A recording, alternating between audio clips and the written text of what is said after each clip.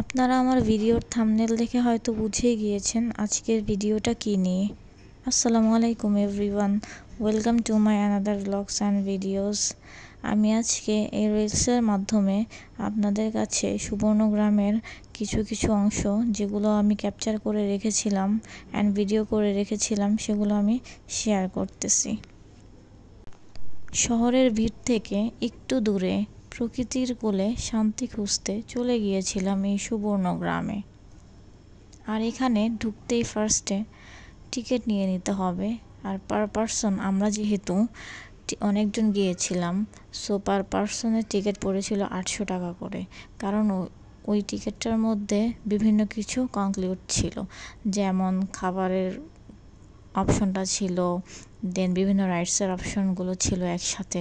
So আমরা একসাথে combo প্যাকেটটা নিয়ে নিয়েছি। বিনোদন, সুস্বাদু খাবার আর সবুজ প্রকৃতি সব কিছু একসাথেই পাবেন এই রিসোর্টটাতে।